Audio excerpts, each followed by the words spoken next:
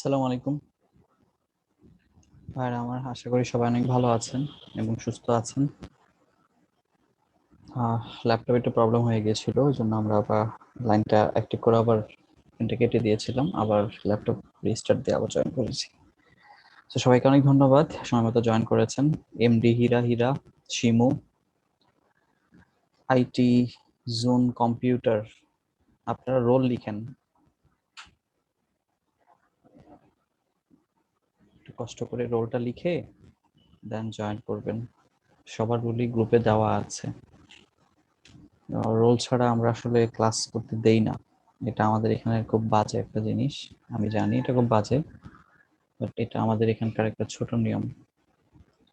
ছোট নিয়মটা আমরা একটু পালন করি আর কি। সো সবাই একটু কষ্ট করে নিজেদের রোলটা দিয়ে দেন জয়েন করবেন।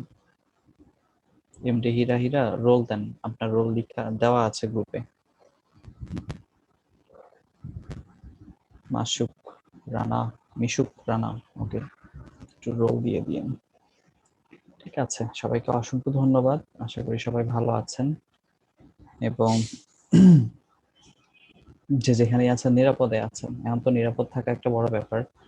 ভালো থাকাটা ব্যাপার না, আমরা কোনো না কোনো ভাবে ভালো থেকে যাই আর কি। কোনো না কোনো ভাবে আমাদের ভালো থাকা হয়ে যায়, কিন্তু নিরাপদ একটা প্রশ্নের মতে আর কি, আমাদের কাছে একটা প্রশ্নের মতো ব্যাপার ভালো থাকাটা। তো আশা করি আপনারা নিরাপদেই আছেন যে যেখানে আছেন। ওকে, আমরা গত ক্লাসে ধ্বনি বা বর্ণ নিয়ে ছোটখাটো একটু পড়াশোনা করার চেষ্টা করেছিলাম। যে ধ্বনি ও বর্ণ আসলে খুব কঠিন কোনো কনসেপ্ট না, আমরা যদি একটু মন দিয়ে পড়ার চেষ্টা করি তাহলে হয়তো অনেক বিষয় আমাদের সমাধান হয়ে যাবে। এবার একটু বলে রাখি, কখনো যদি কারো কোনো বিষয়ে কোনো প্রশ্ন জাগে, আমাদের মেসেঞ্জার যে আইডিটা আছে রাহাত হোসেন আইডিতে আপনারা প্রশ্ন জিজ্ঞাসা করতে পারবেন। যদি আগের লেকচারে কোনো প্রবলেম থাকে আগের লেকচারে যদি কোনো প্রবলেম থাকে তাহলে আপনারা সেটা লিখে অথবা টাইপ করা মানে যে মোবাইলে লিখে আর কি টেক্সট করতে পারবেন। রাহাত হোসেন আইডিতে আপনাদের মোটামুটি অ্যান্সার দিয়ে দিবে। ঠিক আছে, সো শুরু করছি আমাদের আজকের ক্লাস। আমাদের স্কেডিউল অনুসারে 5 মিনিট একটু ওভার হয়ে গেছে।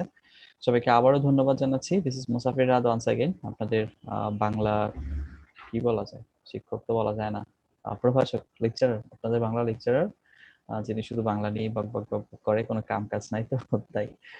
তা আমরা আজকে বকবক করবো এক ধরনের বন্ডিং নিয়ে। একটা বন্ডিং, বন্ডিং মানে কি জানেন? বন্ডিং মানে হচ্ছে মিলন। আমরা একটা মিলন নিয়ে কথা বলবো। চলুন, আপনাদের সাথে আমার একটা বন্ডিং আছে। আপনাদের সাথে আমার বন্ডিং কিসের মাধ্যমে জানেন? বাংলার বাংলার মাধ্যমে এবং জুম অ্যাপ দিয়ে। জুম অ্যাপ দিয়ে আপনাদের সাথে আমার একটা বন্ডিং আছে। সেই বন্ডিংটা নানা রকম ভাবেই আমরা টিকিয়ে রাখি, নানা কনসেপ্ট দিয়ে, নানা মাধ্যম দিয়ে। সে কখনো কখনো এই বন্ডিংটা শুধুমাত্র মানুষের মধ্যেই বন্ডিং তৈরি করে তা না, কখনো কখনো দেখা যায় দুইটা আলাদা ধ্বনিও একসাথে একটা বন্ডিং তৈরি করছে। দুইটা আলাদা ধ্বনি একসাথে একটা বন্ডিং তৈরি করছে। যেমন ধরেন বিদ্যা একটা শব্দ আছে, বিদ্যা, বিদ্যা, শেষে দেখেন একটা আ ধ্বনি আছে। আলয়, আ লয়, আ একটা ধ্বনি আছে। এই যে বিদ্যা শেষের একটা আ ধ্বনি, আলয় প্রথমের আ ধ্বনি, এই বিদ্যা শেষের আ, আলয়ের শুরুর আ, এই দুইটা মিলে একটা বন্ডিং তৈরি করে, হয়ে যায় বিদ্যালয়। সেই ধ্বনিগত ভাবেও আমরা একটা বন্ডিং দেখতে পাই, বা ধ্বনিগত ভাবেও আমরা একটা মিলন দেখতে পাই। এমডি হীরা শুনতে পাচ্ছেন?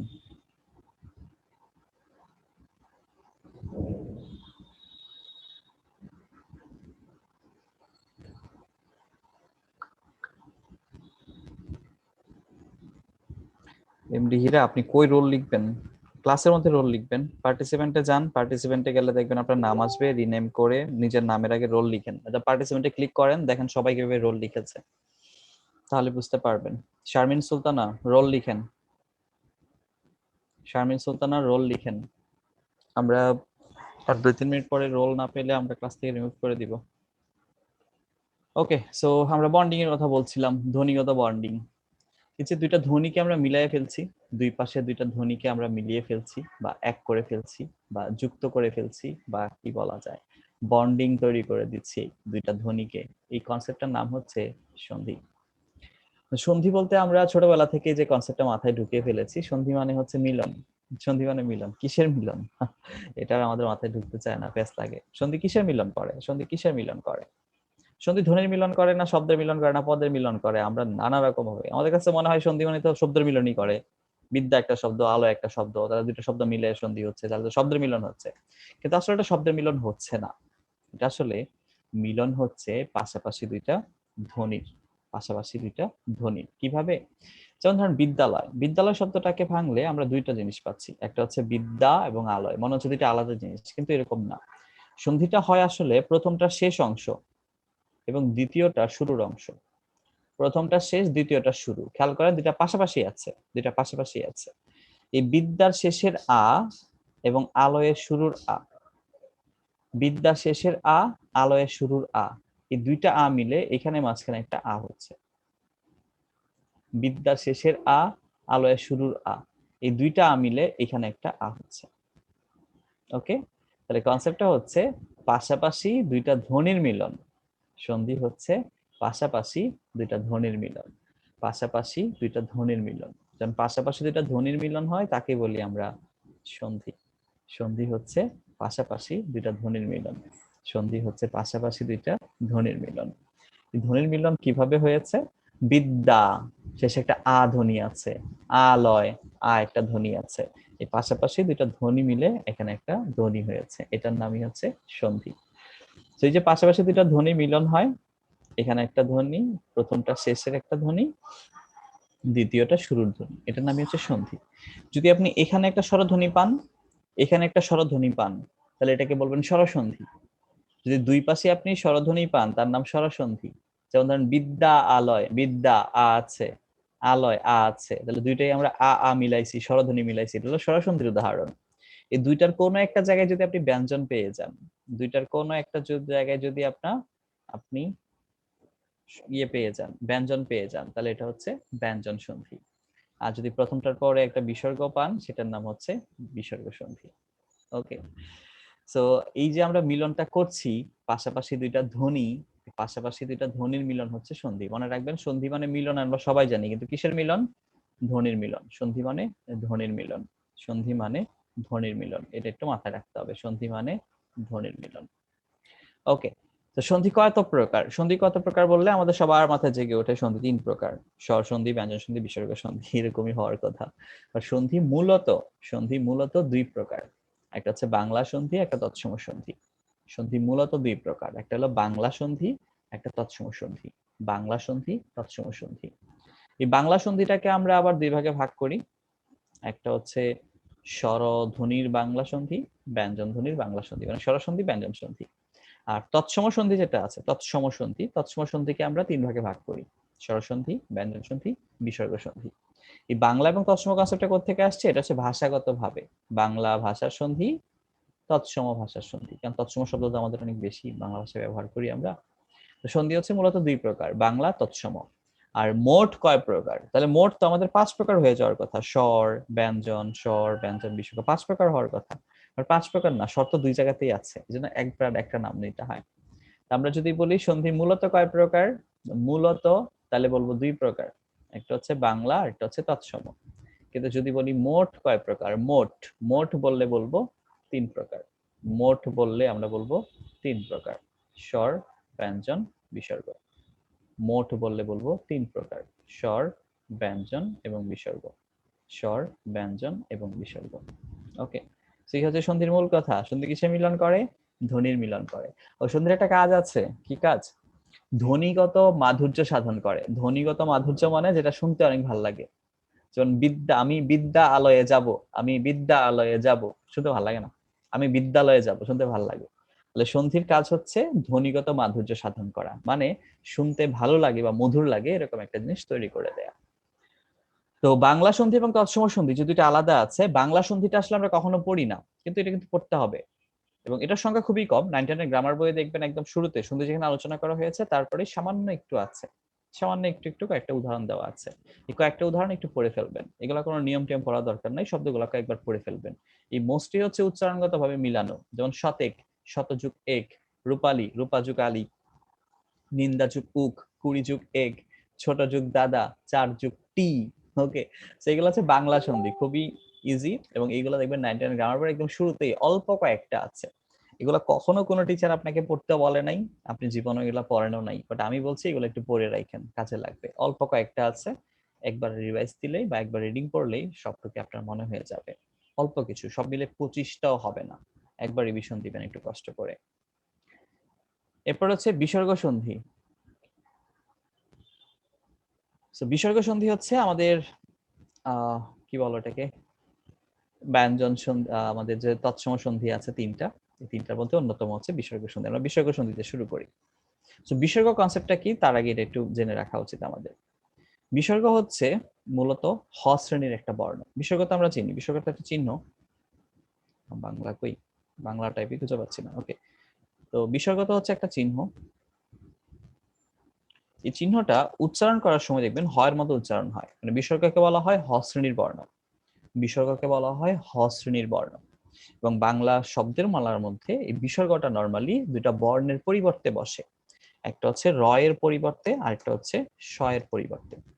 যেমন ধরেন আমরা যখন বলি না অন্তর, অন্তর, এই অন্তর না বলে পরে আমরা কি বলে ফেলি, অন্ত। তাহলে এই যে অন্ত বলার সময় আমরা একটা বিসর্গ দিয়ে ফেললাম, কার জন্য আসছে, এই র এর জন্য আসছে। আবার তপস বলে একটা শব্দ আছে, তপস, কিন্তু আমরা তপসটা বলি না, আমরা বলি তপ। তাহলে এখানে বিসর্গ কার জন্য আসছে, শ এর জন্য। তাহলে বিসর্গ আপনি ইচ্ছা মতো যে কোনো জায়গায় বসাবেন না, বিসর্গ নরমালি র এবং শ এর পরিবর্তে বসে। বিসর্গটা হচ্ছে র এবং শ এর সংক্ষিপ্ত রূপ। তো বিসর্গ সম্পর্কে এই দুইটা তথ্য আগে থেকে মাথায় রাখতে হবে। বিসর্গ হচ্ছে উচ্চারণগতভাবে হ শ্রেণীর বর্ণ, বিসর্গ হচ্ছে হ শ্রেণীর বর্ণ, এবং বিসর্গ কার পরিবর্তে বসে, র এবং শ, র এবং শ। এখন সন্ধি, সন্ধি মানে তো মিলন করা, কিন্তু পরীক্ষায় না আমাদের মিলন করতে দেয় না, পরীক্ষায় আমাদের বিচ্ছেদ করতে দেয়। আর বিচ্ছেদ করা খুব কঠিন না, বিচ্ছেদ করা খুব সহজ। কেন সহজ? বিচ্ছেদটা খুবই সহজ এই কারণে, কারণ আমরা যে কোনো কিছু যখন বিচ্ছেদ করি বা ভাঙি, কোথায় ভাঙি, শুরুতে, শেষে, না মাঝখানে? আমরা মনে সবাই জানি যে কোনো কিছু যখন আমরা ভাঙি তখন মাঝখানে ভাঙি। তো বিসর্গ সন্ধিটা আপনি ঠিক মতো ভাঙতে পারবেন কিভাবে?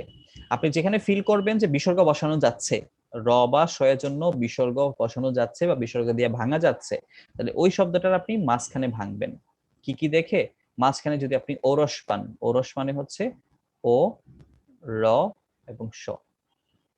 আমরা সংক্ষেপে এটাকে ওরস বলছি আর কি, টেকনিকের জন্য মনে রাখবেন। ওরস, ওরস থাকলে বিসর্গ বসে, ওরস থাকলে বিসর্গ বসে।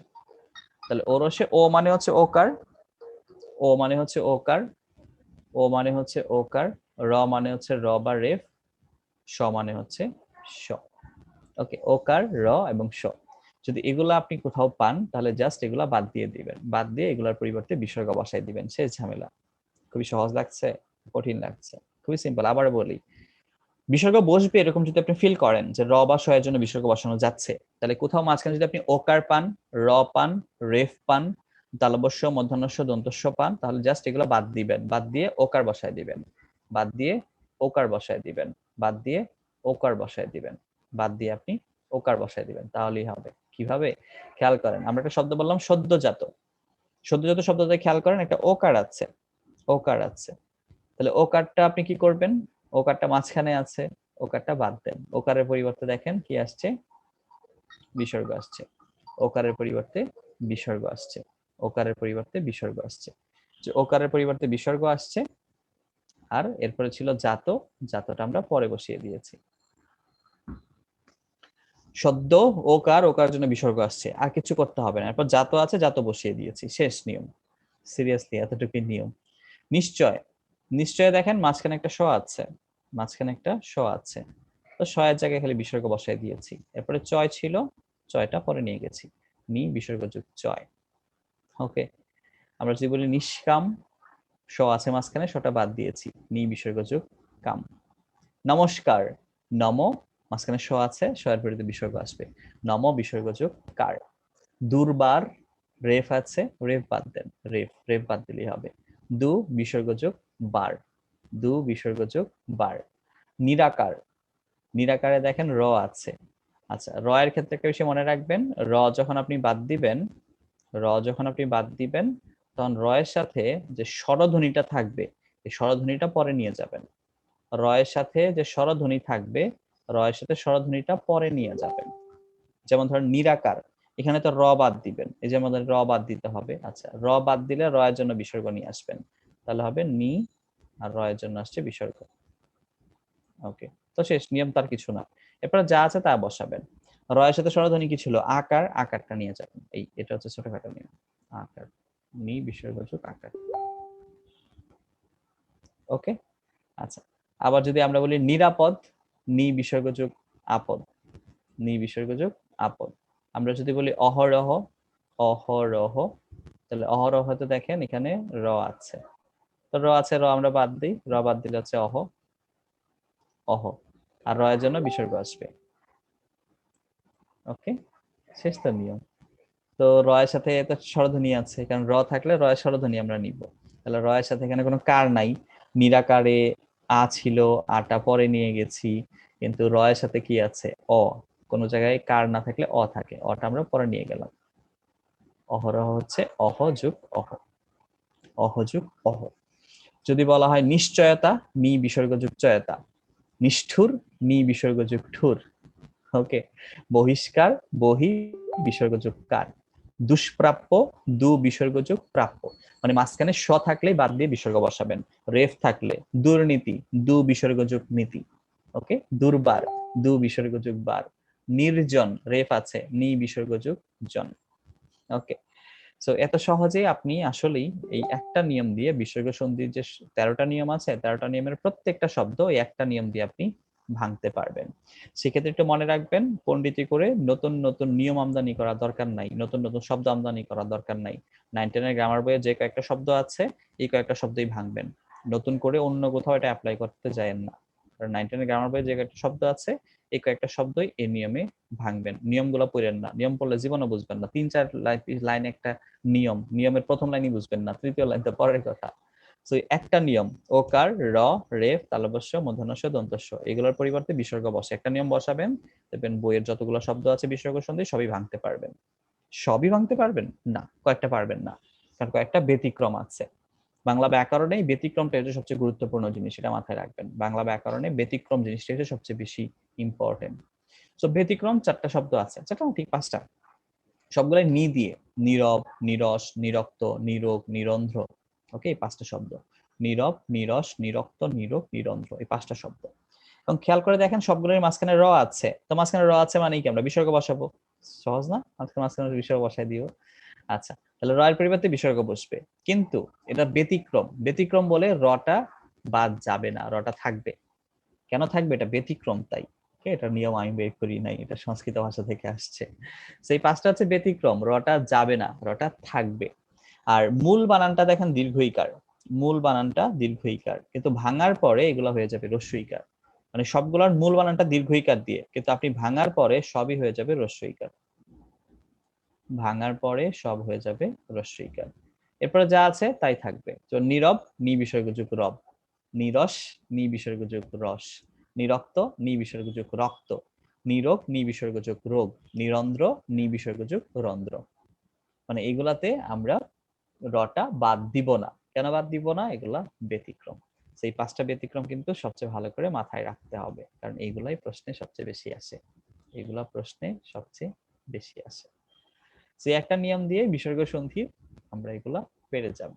হ্যাঁ, 3টা এক্সট্রা শব্দ আছে, শিরোপীড়া, মনকষ্ট আর প্রাতকাল। এগুলার ভাঙলে বিসর্গ থাকে, এমনিতেও বিসর্গ থাকে। এই 3টা শব্দ এমনি খাতায় লিখে রাখবেন। শিরোপীড়া মানে মাথার পীড়া, মনকষ্ট মনের কষ্ট, আর একটা হচ্ছে প্রাতকাল মানে ভোরবেলা। এই 3টা বানানে বিসর্গ মাঝখানেও থাকে, মানে ভাঙলেও থাকে, না ভাঙলেও থাকে। ওকে, ঠিক আছে। এবার যাই আমরা ব্যঞ্জন সন্ধিতে। তো বিসর্গ সন্ধি 13টা নিয়মকে আমরা একটা নিয়ম দিয়ে মোটামুটি সলভ করতে পারি, সবগুলাই ভাঙা যায়। ব্যঞ্জন সন্ধিতে নিয়ম তো প্রায় অনেকগুলো, 18টার উপর নিয়ম আছে। এটার শর্টকাট কি একটা দিয়ে হবে? না, এটার শর্টকাট একটা দিয়ে হয় না, হইলে তো আমি সবার আগে বানাইতাম। তাহলে শর্টকাট বানানোর জন্য বা এই টেকনিক বানানোর জন্য বাংলা ব্যাকরণের ক্ষেত্রে আমি মোটামুটি একটু আগে আছি আর কি। তো এই ক্ষেত্রে বর্গের তৃতীয় বর্ণ, ব্যঞ্জন সন্ধির যে 18টা নিয়ম আছে আমরা কমপক্ষে 5টা পড়বো আর কি। তো বর্গের প্রথম নিয়মটা আমরা পড়ছি, বর্গের তৃতীয় বর্ণ থাকলে প্রথম বর্ণ বসাবো। বর্গের তৃতীয় বর্ণ থাকলে প্রথম বর্ণ বসাবো। মনে আছে তো বর্গের তৃতীয় বর্ণটা কি জিনিস? আমরা গত ক্লাসে বলেছিলাম একদম শেষে, যেমন বর্গের চারটা পড়াছিলাম, যে এই চারটা সবসময় মাথায় রাখবেন, এটা বারবার আমাদের আসবে, বারবার আসবে। খেয়াল করেন, আমরা বর্গ পড়েছিলাম, একটু দেখেন, আমরা পড়েছি এটা, তাও একটু দেখে নেন। এই ক, চ, ট, ত, প, এটা হচ্ছে বর্গের প্রথম বর্ণ। গ, জ, ড, দ, ব, এটা হচ্ছে তৃতীয় বর্ণ। ওকে, এটা হচ্ছে প্রথম বর্ণ, এটা হচ্ছে তৃতীয় বর্ণ। তো আমরা এখন যে নিয়মটা বলেছি সেটা হচ্ছে বর্গের তৃতীয় বর্ণ থাকলে, বর্গের তৃতীয় বর্ণ থাকলে তার জায়গায় প্রথম বর্ণটা বসাবো। মানে কোথাও যদি গ থাকে, গ এর জায়গায় ক বসাবো। জ থাকলে চ বসাবো। ড বা ডয় শূন্য র, দুইটার উচ্চারণ একই রকম, এই জন্য আমরা একসাথেই রাখি। এটা থাকলে ট বসাবো, দ থাকলে ত বসাবো, ব থাকলে প বসাবো। ওকে, মানে বর্গের তৃতীয় বর্ণ থাকলে প্রথম বর্ণ বসাবো, বর্গের তৃতীয় বর্ণ থাকলে প্রথম বর্ণ বসাবো, বর্গের তৃতীয় বর্ণ থাকলে প্রথম বর্ণ বসাবো। আচ্ছা, এই ক্ষেত্রে একটা কথা একটু জানিয়ে রাখি আপনাদের, আমরা যখন বলি না ক, ক, এই ক যখন বলি তখন ক এর সাথে কিন্তু একটা স্বরধ্বনি উচ্চারিত হয়, অ। মনে রাখবেন, প্রত্যেকটা ব্যঞ্জনের সাথে, প্রত্যেকটা ব্যঞ্জনের সাথে একটা করে অ আছে, প্রত্যেকটা ব্যঞ্জনের সাথে একটা করে অ আছে। কিন্তু আপনি যদি নিচে হসন্ত দেন, আপনি যদি নিচেতে হসন্ত দেন, তার মানে আপনি অটা বাদ দিয়েছেন, তার মানে আপনি অটা এখানে বাদ দিয়েছেন। তার মানে নিচে হসন্ত দেওয়ার মানে হচ্ছে ওখান থেকে অটা বাদ দেয়া, হসন্ত দেওয়ার মানে হচ্ছে অটা বাদ দেয়া। যেমন ধরেন আমি একটা শব্দ লিখি, এটার উচ্চারণটা নিজেরা করে দেখেন কি উচ্চারণ হয়। এটার উচ্চারণ কি, যত না যত? যত, যত, এটা উচ্চারণ হচ্ছে যত। এই যত বললে দেখেন আপনি অ উচ্চারণ করছেন, যত, অ উচ্চারণ হচ্ছে। কিন্তু আমি যদি নিচে হসন্ত দেই, তাহলে এটা উচ্চারণ কিন্তু যত না, এখন এটা উচ্চারণ হচ্ছে যত, এটার উচ্চারণ হচ্ছে এখন যত। তাহলে যত উচ্চারণ করছেন কেন? এই যে নিচে হসন্ত দিয়েছেন, এই হসন্ত দিলে কি হয়? হসন্ত দিলে অটা বাদ হয়ে যায়। তো অ বাদ হওয়া মানে এটা পারফেক্ট ব্যঞ্জন হওয়া। সো আমরা এগুলাকেও যখন পারফেক্ট ব্যঞ্জন বানাইতে চাইবো তখন নিচে হসন্ত দিব, হসন্ত দেওয়া মানে স্বরটা আমরা বাদ দিচ্ছি। আমরা যখন তৃতীয় বর্ণ থেকে প্রথম বর্ণ বানাবো, এটা যেহেতু পারফেক্ট ব্যঞ্জন, এই জন্য আমরা নিচে হসন্ত দিব। আরেকটা বিষয় মনে রাখবেন, খণ্ডত, এটার নামই হচ্ছে খণ্ডত, ত না, এটার নাম হচ্ছে খণ্ডত, মানে এটা তয়ের খণ্ড। তয়ের নিচে হসন্ত দেওয়া যে কথা, তয়ের নিচে হসন্ত দেওয়া যে কথা, খণ্ডত একই কথা। মানে তয়ের নিচে হসন্ত মানেই খণ্ডত, তয়ের নিচে হসন্ত মানেই খণ্ডত, তয়ের নিচে হসন্ত মানেই খণ্ডত। এই জন্য হঠাৎ খণ্ডত পাইলে ভয় পায় না, খণ্ডত মানে তয়ের নিচে হসন্ত। আর ব্যঞ্জন সন্ধিতে আমরা প্রথমটা নিচে হসন্ত দিই, কেন? এটাকে পারফেক্ট ব্যঞ্জন বানানোর জন্য। হসন্ত দিলে কি হয়? হসন্ত দিলে অ বাদ যায়, হসন্ত দিলে অ বাদ যায়। যেমন এটা হচ্ছে ত, নিচে হসন্ত দিলে এখন আর এখানে অটা নাই, নিচে হসন্ত মানে অবাদ, এটা পারফেক্ট ব্যঞ্জন। আর তয়ের নিচে হসন্ত মানে কি? খণ্ডত, কারণ খণ্ডত মানেই তয়ের নিচে হসন্ত। আমরা যে নিয়মটা বলেছিলাম আবারও বলি, বর্গের তৃতীয় বর্ণ থাকলে প্রথম বর্ণ বসাবো, ক, খ, গ, গ তৃতীয় বর্ণ, ক প্রথম বর্ণ। তাহলে আমরা যদি বলি দিগন্ত, দিগন্ত তো দেখেন ঠিক মাঝখানে, কারণ সন্ধি আমরা ঠিক মাঝখানেই ভাঙি, ঠিক মাঝখানে তৃতীয় বর্ণ আছে, তৃতীয় বর্ণের জায়গায় আমরা প্রথম বর্ণ বসাইলাম, তৃতীয় বর্ণের জায়গায় প্রথম বর্ণ বসলো, ক নিচে হসন্ত, দিগযুগান্ত। সুবন্ত, ব তৃতীয় বর্ণ, বয়ের জায়গায় প্রথম বর্ণ বসছে, শুভযুগান্ত। বাগদান, বাগদানে দেখেন এখানে গ আছে তৃতীয় বর্ণ, তৃতীয় বর্ণের জায়গায় প্রথম বর্ণ বসছে, বাগদান। বাগদান মানে জানেন? বাগদান বললে আমরা মনে করি এঙ্গেজমেন্ট, না? ওকে, কিন্তু বাগদানের অর্থ কিন্তু এঙ্গেজমেন্ট না। বাক মানে হচ্ছে কথা, বাক মানে হচ্ছে কথা, দান মানে দেয়া, কথা দেয়া। তার মানে আপনাকে যদি জিজ্ঞেস করে আপনি বাগদান করছেন, আপনি বলবেন না না বাগদান করি নাই, কিন্তু আপনি প্রতি ঘন্টায় ঘন্টায় বাগদান করেন, যখনই যাকে কথা দেন ওইটা এক ধরনের বাগদান। বাগদান মানে কথা দেয়া। ওকে, আচ্ছা। উদ্যম, উদ্যমে দেখেন এখানে দ আছে তৃতীয় বর্ণ, সো দ তৃতীয় বর্ণ, তার পরিবর্তে আমরা প্রথম বর্ণ দিলাম ত। আর নিচে হসন্ত হবে না, তয় নিচে হসন্ত মানেই খণ্ডত। ওকে, তারপরে আছে জফলা এবং ম, সো এখানে আমরা জফলাটা জ বানিয়ে ফেলছি।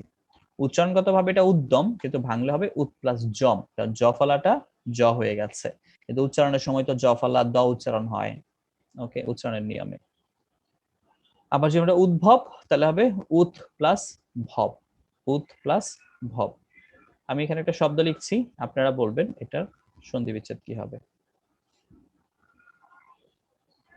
ওকে, উদ্যোগ, এই উদ্যোগ শব্দটার সন্ধি বিচ্ছেদ কি হবে? এখানে মাঝখানে তৃতীয় বর্ণ আছে কিনা, তৃতীয় বর্ণ কিভাবে কি হবে? জ্যৈষ্ঠাপুরা রামণী মোহন হাই স্কুল।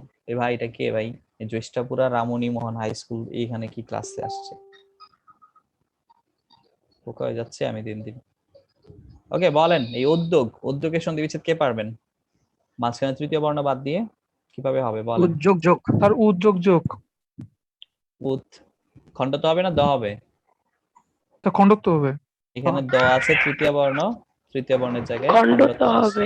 ওকে ঠিক আছে। যোগ যোগ তো যোগ জ আসছে কোথেকে? তো জ নাই, চপলার জন্য আসবে।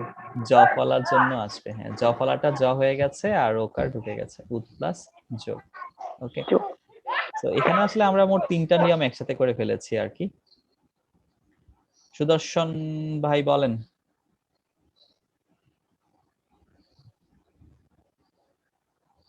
সুদর্শন ভাই কিছু বলবেন? বলেন, রেজেন্ট করেছেন মনে হয়। না ভাই কিছু বলবো না, ওই অ্যানসার আচ্ছা দেওয়ার আচ্ছা, জন্য রেজেন্ট করছিলাম। ও আচ্ছা আচ্ছা, না আমি যখন আনমিউট করে দিলাম বললেন, সমস্যা নেই। আচ্ছা, এই যে কি জানি একটা স্কুলের কে যেন আসছে, আপনি কে ভাই? ওই যে কি জানি কি হাই স্কুল নাম দেখলাম, কার এটা? বলেন কার, সমস্যা নাই, আনমিউট করা। স্কুলের আইডিটা কার? ভাই আসসালামু আলাইকুম। ওয়ালাইকুম সালাম। আপনার রাজীব ভাই ভাই আমি আপনার? রাজীব বড়ুয়া বলতেছি। এটা হ্যাঁ হ্যাঁ ভাই, আমি এটা ও রিনেম আচ্ছা করছি। আচ্ছা আমি আচ্ছা আচ্ছা। নেট ঠিক সমস্যার আছে ঠিক আছে, মধ্যে সমস্যা একটু নেই, ভেঙে আমাকে গেছি। আমাকে জানাবেন তো। ঠিক আছে, সমস্যা নাই, ইটস ওকে। ওকে, সেটা আপু বলেন। আসসালামু আলাইকুম স্যার, আমি আপু না ভাইয়া। ও সরি, সেতু ভাই। আচ্ছা জানি, সেতু ভাই কোন, সেতু হ্যাঁ ভাই ভাই আইনি। বলছি স্যার, আপনার পিছনে কি স্লাইড নাকি? মানে পিছনের যে আপনার ব্যাকগ্রাউন্ড। না, লাইব্রেরি লাইব্রেরি, পড়ার ঘর। এখানে আমি পড়ালেখা করি না, এখানে আমি ক্লাস নেই। ওকে, সব লয়ের বই, আমার বউ এগুলা পড়ে। ঠিক আছে, তাহলে বর্গের তৃতীয় বর্ণ থাকলে আমরা প্রথম বর্ণ বসাবো। আচ্ছা, এবার আরেকটা নিয়মে যাই। নিয়মটা কিন্তু অনেক কঠিন এবং অনেক সহজ। দূর থেকে দেখলে কঠিন লাগে, আসলে সহজ। খেয়াল করেন, কিছু যুক্ত বর্ণ আছে, এখানে কিছু যুক্ত বর্ণ আছে। ডাবল জ, ডাবল চ, ডাবল ল, ডাবল ন, সব ডাবল ডাবল আর কি। দন্তান্ন ম, এটা ডাবল না। ডাবল ট, ডাবল ড। ওকে, সব ডাবল ডাবল আছে। সেরকম যদি আপনি ডাবল ডাবল পান, শব্দের মাঝখানে যদি এরকম আপনি ডাবল ডাবল পান, তাহলে কি করবেন? ঝামেলা না? ডাবল ডাবল পাইলে কোনো ঝামেলা না, জাস্ট প্রথমটা বাদ দিয়ে দিবেন। এরকম ডাবল ডাবল পাইলে প্রথমটা বাদ দিয়ে দিবেন, প্রথমটা বাদ দিয়ে প্রথমটা বাদ দিবেন, প্রথমটা বাদ দিয়ে জাস্ট খণ্ডত বসায় দিবেন, শেষ। কঠিন কিন্তু না, সহজ। এই ডাবল ডাবল পাইলে প্রথমটা বাদ দিয়ে খণ্ডত বসায় দিবেন। যেমন মনে করেন আপনাকে একটা শব্দ বলা হইলো জগন্নাথ। কারণ জগন্নাথ শব্দ বলা হইলো, আপনি এত টেনশন নিচ্ছেন কেন? এটা তো এত কঠিন কিছু না রে ভাই। কারণ আপনি যদি মনে করেন যে আল্লাহ এটা কইতে আইছে, জীবনে শুনি নাই, শুনতে হবে না ভাই। দেখেন দুইটা নয় একসাথে আছে না, আপনি প্রথমটা বাদ দেন, ডাবল আছে তো, প্রথমটা বাদ দেন, বাদ দিয়ে কি বসাবেন? খণ্ডত। তাহলে দেখেন জগৎ, খণ্ডত হয়ে যাবে, তাহলে হয়ে গেল জগৎ। আর কি বাকি আছে?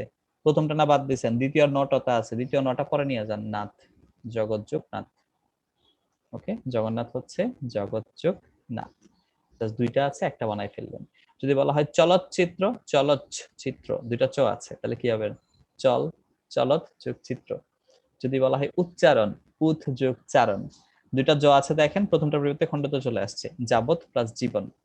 উচ্চারণ, দুইটা চ আছে, প্রথমটার পরিবর্তে খণ্ডত, উথ যোগ চারণ। উল্লেখ, দুইটা ল আছে, প্রথমটার পরিবর্তে খণ্ডত নিয়ে আসবেন, উথ যোগ লেখ। উন্নয়ন, উথ যোগ নয়ন। মৃন্ময়, দন্তান্নর ম আছে না, প্রথমটার পরিবর্তে খণ্ডত দিবেন, মৃত যোগ ময়। তন্ময়, তৎ যোগ ময়। উন্মোচন, উথ যোগ মোচন।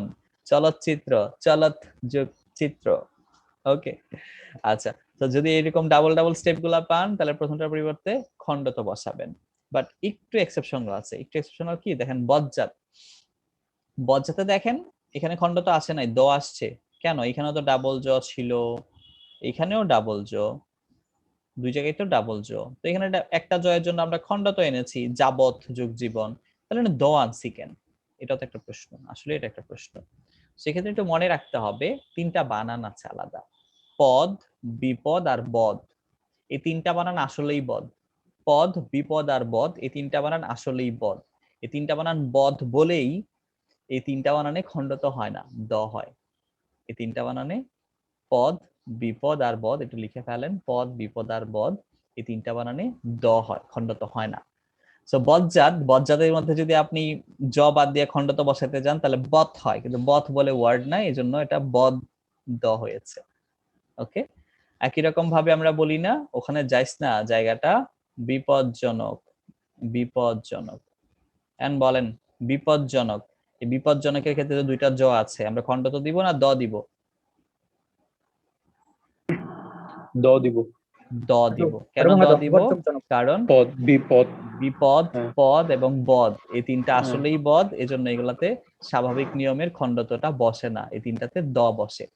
পদ, বিপদ আর বদ, পদ, বিপদ আর বদ, এগুলাতে খণ্ডত বসে না, দ বসে। আচ্ছা, এরপর চ ছয়ের নিয়মে যাই। চ ছয়ের নিয়ম আসলে তিনটা, কিন্তু তিনটা হলেও এগুলা শব্দ খুবই অল্প। যেমন চ প্লাস ছ থাকলে খণ্ডত প্লাস তালব্য বসে, এই নিয়মের শব্দ আছেই তিনটা, মানে তিনটাই শব্দ, আর শব্দ নাই। একটু মন দিয়ে শুনেন, চ ছ ভাঙলে খণ্ডত এবং স আছে, মানে চ ছ চলে যায়, খণ্ডত আর তালব্য আসে, এই নিয়মের শব্দ আছেই তিনটা। সো তিনটা শব্দ যেহেতু আছে, এটাই নিয়মটা পড়ারই দরকার নাই, বুঝছেন? মানে আপনারা কষ্ট করে নিয়মটাই পড়েন না, এই নিয়মটা না পড়ে বরং এই নিয়মের যে শব্দগুলো আছে এগুলো একবার করে দেখে ফেলবেন, তাহলে সহজে পেরে যাবেন। দুইটা তিনটা শব্দের জন্য নিয়ম পড়তে হবে না, দুইটা শব্দ তিনটা শব্দ খাতায় লিখে ফেলবেন, ঝামেলা শেষ, তো প্যারা নেওয়ার কিছু নাই। এবং চলৎ শক্তি, চলৎ শক্তিতে দেখেন চ ছ আছে, তাহলে এটাকে ভাঙলে প্রথমে খণ্ডত তারপর তালব্য আসবে, তাহলে চলৎ যোগ শক্তি। মজার বিষয় আপনারা পারেন, যেমন উশৃঙ্খল, উশৃঙ্খলকে ভাঙলে কি হয় আমাদের মুখস্থ, উৎ যোগ শৃঙ্খল, উৎ যোগ শৃঙ্খল, উচ্ছ্বাস, উৎ যোগ শ্বাস। এই তিনটা শব্দই আছে এই নিয়মের জন্য, এই নিয়মের জন্য এই তিনটা শব্দই আছে, আর নাই। সো টেনশন নিতে হবে না, এই তিনটাই আছে মাত্র। ওকে, সো নিয়ম পড়া দরকার নাই, তিনটা শব্দ খাতায় একবার লিখে ফেলবেন।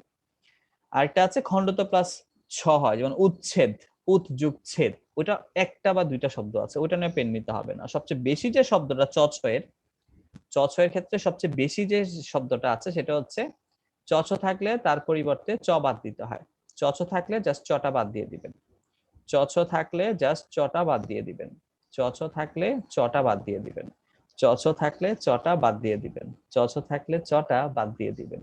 তো এতক্ষণ ধরে বলেন তো, এতক্ষণ ধরে আমরা কি সন্ধি করছি নাকি বিচ্ছেদ করছি? কোনটা করলাম? বিচ্ছেদ। বিচ্ছেদ করছি। এবার বিচ্ছেদকে ভাঙেন তো, বিচ্ছেদ। বিচ্ছেদকে সন্ধি বিচ্ছেদ করেন। বিদ যোগ ছেদ।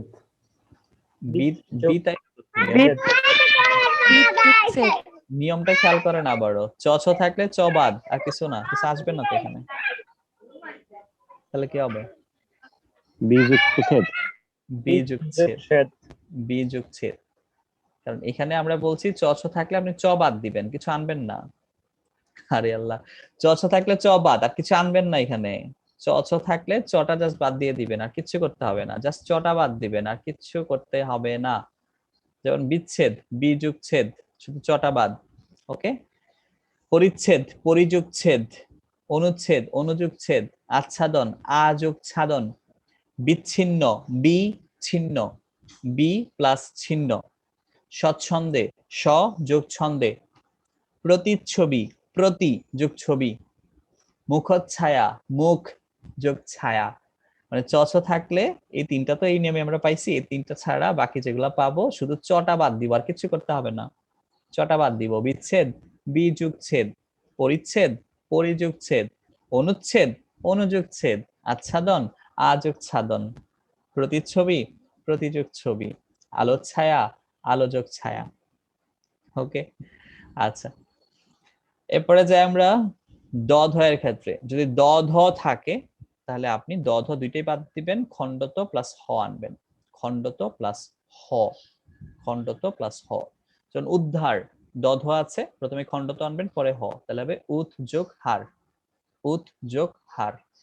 যদি বলা হয় উদ্ধৃত তাহলে হবে উৎ যোগ ঋত, উৎ যোগ ঋত, উৎ যোগ ঋত, কারণ হয় নিচে রিকাটা চলে যাবে।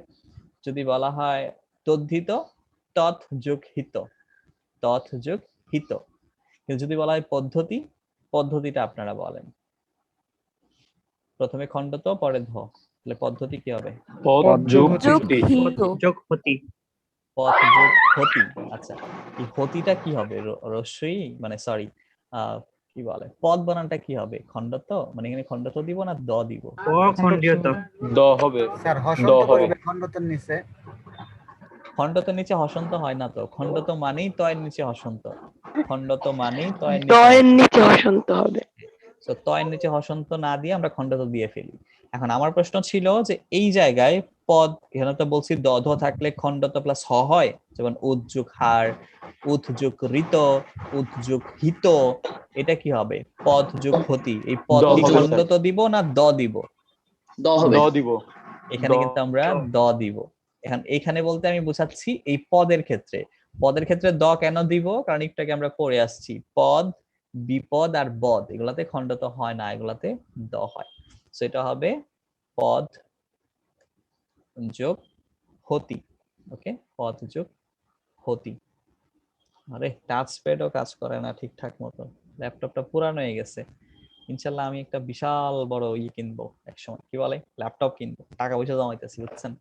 একসময় অনেক বড় একটা ল্যাপটপ কিনবো, তারপরে সুন্দর করে লিখবো টাচ প্যাডে। আচ্ছা, এবার আমরা একটা নিয়মে যাই। সবচেয়ে সহজ এবং সবচেয়ে বেশি শব্দ এখানে আছে। নাসিক্য বর্ণ, নাসিক্য বর্ণ মনে আছে? ও, ইয়, মধ্যাহ্ন, দন্তান্ন, ম, এগুলো হচ্ছে নাসিক্য বর্ণ। কোথাও যদি নাসিক্য বর্ণ থাকে বা অনুস্বার থাকে, কয়টা? 6টা এখানে। কোথাও নাসিক্য বর্ণ বা অনুস্বার পাইলে তার জায়গায় ম হসন্ত বসায় দিবেন। ম না কিন্তু, ম হসন্ত বসায় দিবেন। নাসিক্য বর্ণ বা অনুস্বার থাকলে ম হসন্ত বসবে, নাসিক্য বর্ণ বা অনুস্বার থাকলে ম হসন্ত বসবে। খুবই সিম্পলি।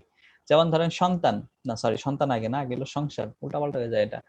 ওকে, খেয়াল করেন, সংসারের মধ্যে দেখবেন একটা অনুস্বার আছে, অনুস্বার আছে না, ম হসন্ত বসাই দেন, শেষ, সংযোগ সার। সন্তান, দেখেন এখানে একটা নাসিকা বর্ণ আছে ন, ম হসন্ত বসাই দেন, সংযোগ তান। সঙ্গীত, সংযোগ গীত। সংখ্যা, সংযোগ খা। শঙ্কা, সংযোগ কা। সম্মান, সংযোগ মান। সংবাদ, সংযোগ বাদ। কিংবদন্তি, কিম যোগ বদন্তি। কিংবা, কিম যোগ বা। বারংবার, বারম যোগ বার। ওকে, সঞ্জয়, সম যোগ জয়। সঞ্চয়, সমযোগ জয়। মৃত্যুঞ্জয়, মৃত্যুম যোগ জয়। ওকে, সন্ন্যাসী, সমযোগ নাসি। সংযোগ, সমযোগ যোগ। সো যেখানে আপনি এরকম নাসিক্য বর্ণ পাবেন এবং অনুস্বার পাবেন মাঝখানে, সেখানে আপনি ম হসন্ত বসাবেন। যেমন ধরেন আমরা বললাম অহংকার, আমরা যদি অহংকার বলি তাহলে এটাকেও সন্ধি বিচ্ছেদ করা যাবে কিভাবে? অহম, এখানে জাস্ট ম বসে যাবে, অহম যোগ কার। ওকে, এই নিয়মটাই সবচেয়ে বেশি ইম্পর্টেন্ট, সবচেয়ে বেশি শব্দ এখানে আছে। হ্যাঁ, রাজীব বড়ুয়া বলেন। ভাই আসসালামু আলাইকুম। বলেন। ও ভাই ওই উদ্দীপ্ত নাকি একটা লিখছেন যে ওইটা বুঝি নাই, মানে যোগ ঋত, এখানে হঠাৎ উচ্চারণ হচ্ছে না, এখানে হ উচ্চারণ হওয়ার কথা ছিল বলছেন যে। আবার বলেন, এটার এটার প্রশ্ন করেছেন? হ্যাঁ হ্যাঁ এটা হ্যাঁ হ্যাঁ হ্যাঁ, এটাতে কি সমস্যা? নিয়মটা কি বলেন? খণ্ডত হবে এখানে প্রথমে। যোগ এখানে হওয়ার কথা ছিল খণ্ডত্ব প্লাস হ।